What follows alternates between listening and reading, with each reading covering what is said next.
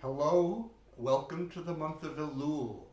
Elul is the month that precedes the High Holy Days, and it is generally thought of as a time for spiritual preparation, to get ourselves ready, to look deep inside ourselves, see what we've done, see what we think. It's more than just preparation. The act itself is actually has its own spiritual significance.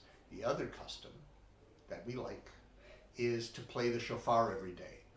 That is generally thought of as a way to get people synchronized with their spirit and get themselves thinking in spiritual terms. As shofar players, we also realize that it's a time to every day play the instrument a little bit and get your embouchure exercised and loosened and ready for the long haul of shofar calls that will come on Rosh Hashanah. Rosh Hashanah is, as you know, the new year. It's one of 4 new years in the Jewish calendar. It's the new year that's considered the birthday of the world, so it is the first one in the first of Tishrei. The second that you may or may not know of is Tu B'Shvat. That happens in the wintertime. It's the birthday of the trees. The third one is the first of Nisan. It is in the spring holiday. It's the birthday of the kings, the new year of the kings. And then the first of Elul, today, is the birthday of the animals, the counting of the animals. Figure that during the summertime, when it was hot and there were predators about, we may have lost some of our flocks. So at this time of year, people would count their animals to determine how many they had, and then they would tithe based upon how many animals they had. And so that tithing, which was sent to the temple to support the temple servants, was given at this time of year.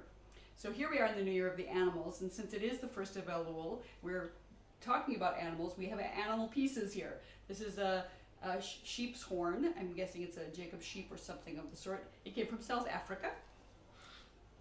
This is also a sheep's horn, a ram's horn, that came from a shop in Teaneck, New Jersey. And this is also a horn from a kosher animal. It's from a southern greater kudu, and it also came from South Africa. So like day before yesterday. We just got these. David, our partner, is here in Siena. We're in Siena, Italy right now, and he brought these with him from South Africa. And so in Siena, we also have a tradition of many, many animals. It's a city that is broken up into 17 different contrade, which are neighborhoods, and each contrada has an animal symbol. We are living in Aquila, which is the eagle. Next door, across the street here, is Selva. That's the forest, but they have a rhinoceros as their animal. And we had the palio this week, and the animal that won the palio was Oka, the goose. We have, again, 17 contrades, so there's a bunch of them. Do you want to name any of them? We're going to go through and show some pictures, I think, here. Yes. So since it's the New Year's of the animals, and we are in Siena, Italy, filming this, I'm going to as quickly as I can, go through some pictures of the different animals that are represented here in Siena. There are 17 districts, Contrade, and each district has an animal as its symbol, and they are very much venerated, and some of them are really interesting to think about because they're not animals that we in our culture pay a whole lot of attention to. So I have them organized on different slides. This first slide, I'm going to read all the slides starting in the left top corner. So the first one, we have Tartuka, the turtle. 2 slides about the turtle. Those are wall plaques. The next is Kyochela, the snail, and that's, again, very interesting, I think, for us to contemplate adoration of the snail. There's a wall decoration, and then on the top right, that is a fountain. So each contrada has a fountain. That's a little cherub on top of a giant snail.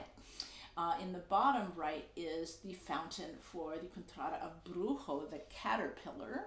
And the caterpillar often just looks kind of like this sort of giant worm. You can see him in the back there. And then next to that is a wall sconce kind of thing of that is a caterpillar. And then the final photo on the bottom left is Nikio, the shell.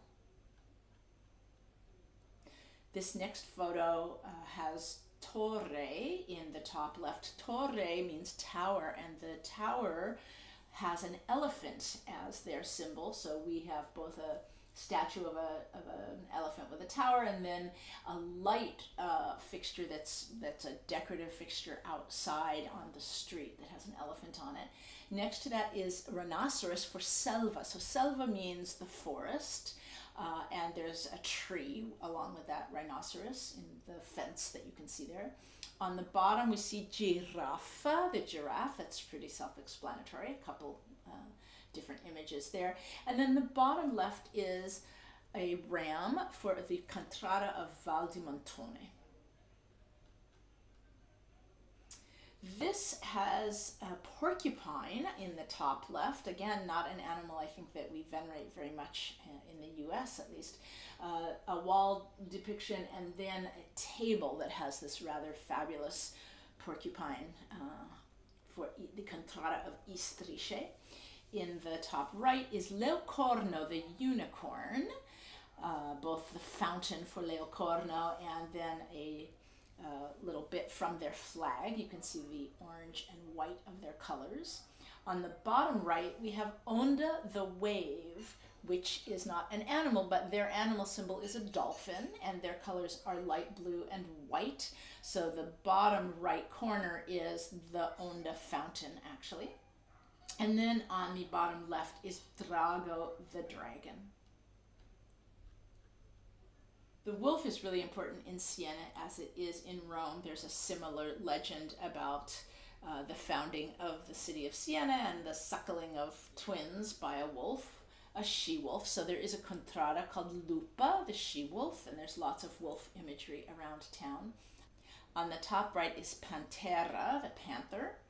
And then the two bottom photos are actually not specifically Contrade photos, although in fact that horse has Aquila. Our Contrade is wearing the Aquila colors. But I wanted to put in these two animals as we're observing these this day of the New Year of the Animals, because these two animals are so important in Siena, which runs a horse race twice a year, and the horse is the most revered animal in Siena. And the two white oxen are very much a part of the historical procession hauling carriages. Then this is the last slide. These are the birds. We have on the left Civetta, the owl. Then the top middle is Ocha, the goose. And then two slides of our Contrade, Aquila, the eagle. Our colors are yellow with a little bit of blue and black in it. And you can see the two-headed eagle on a flag, which actually has a little blue ribbon on top of it. This was a announcing of a male baby birth outside the Contrade. And then in the bottom center is a beautiful portrait of an eagle that was given to us as a gift. We hope you enjoy this New Year of the Animals. So one of the things we can do during the month of Elul is think about animals in our lives. Generally this is about livestock animals, but everybody has pets, and you see animals in nature, in the city or out in the country, wherever you are. Consider the animals in your life and consider yourself, your own animal nature. One of the things we do when we sound the shofar is we're giving our breath, the breath of life that was given to us by the divine, and sounding it through an animal part in order to get that wailing sound that brings everybody in for Rosh Hashanah. So we're going to be practicing that all month long. We'll be sounding the shofar every day except for Shabbat during the month of Elul. So I hope you'll tune in and watch that for us. Tekiah, Shvarim Trua,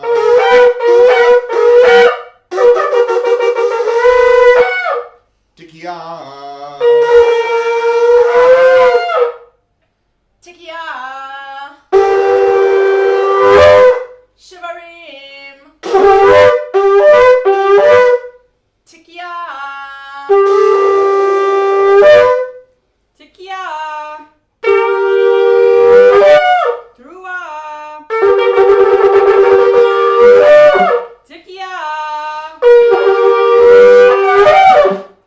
Chodesh Tov! Chodesh Tov. Chodesh Chodesh Tov! Chodesh Tov. Chodesh Tov. We'll see you tomorrow. No, we No, won't see you tomorrow. Torah Shabbat. Shabbat. See you on Sunday. Yom HaRishon next week. Happy Elul.